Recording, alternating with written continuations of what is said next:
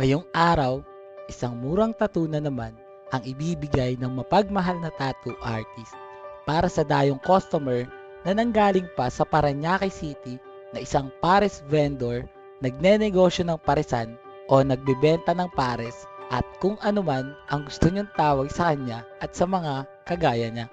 Anyway, client requested geometric outer half sleeve sa right forearm and Hanabis, God of the Underworld, sa likod ng kamay niya.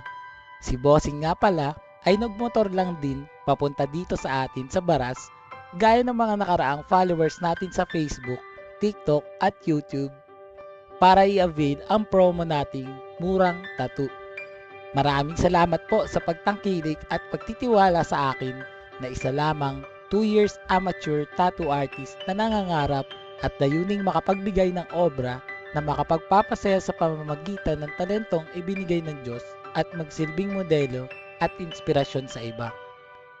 Dahil mahabang tattoo session to, ay sinamantala na natin ang pagkakataon para malibang, makipagkwentuhan kay boss at matuto sa kanyang mga karanasan sa buhay at sa pagiging negosyante dahil pangarap ko rin magkaroon ng business balang araw. Malay natin, di ba? Wala namang imposible sa taong nagsisikap sa buhay, lalo na't maraming tao na nakapaligid ang walang sawa na naniniwala sa mga kakayanan natin at suportado tayo sa lahat ng mga desisyon natin. 3 taon na ang nakalipas nung nagdesisyon siyang umpisahan ang kanyang negosyo. 2021 matapos ang matinding pandemic na pinagdaanan, di lang dito sa atin, kundi pati na rin sa iba't iba pang mga bansa sa buong mundo.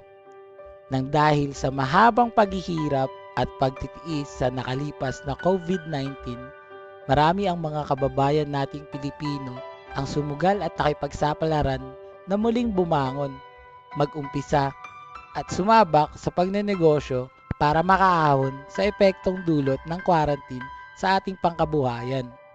Kwento ni Boss na dati lang raw siyang helper sa isang paresan kung saan niya natutunan ang mga pasikot-sikot at kung paano tumatakbo ang isang paresan. Marami raw siyang pinagdaanang hirap sa pagiging empleyado.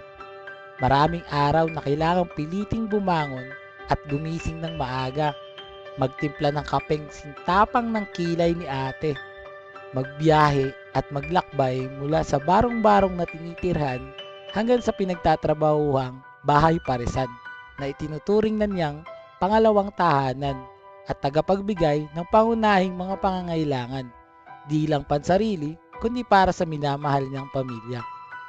Speaking of pamilya, kasama nga pala na nagmotor patungo sa amin ang kanyang asawa. O, di ba? Supportive si Mrs. sa pagpapatato ni Mr. Sana all. Sa sobrang dami namin na napag-usapan, isa nga yung love life nila ni Madam sa naging topic namin. Ay, sabi naman sa inyo guys, basta may mga tattoo, mapagmahal yan eh. So eto na nga, sila raw ay high school sweethearts. Ikaw ay tila sining sa museong di naluluma. Binibini kong ginto hanggang kaluluwa. Ooh. Sarap naman ma-in love. Siyempre dahil marami tayong naranasan na kabiguan sa pag-ibig, talaga namang bumilib at na-curious ako kung paano yun nangyari. Siyempre, hindi na ako nagpaligoy-ligoy pa at tinanong ko na agad kay Bossing kung anong sikreto niya o nila sa mahabang relasyon ng kanilang pagsasama. Isa lang ang sinagot niya sa akin. Kailangan ay marunong tayong magpasensya. Ito daw yung ugali na araw-araw kailangang sinasabuhay at sinasapuso. Dahil wala naman talagang perpektong partner. Walang pagsasama na palaging masaya lang. Lalo walang relasyon na tumatagal nang walang pag-aaway o di pagkakaintindihan. Kaya naman, pasensya is the key. Sana lahat tayo ay magawa rin ito at may apply sa kanya-kanya nating buhay pag-ibig para naman mas maging masigla at inspired tayo sa mga tatahaking landas at pag-abot ng ating mga pangarap. Bossing! Ito na naman ako. Napahaba na naman ang kwento.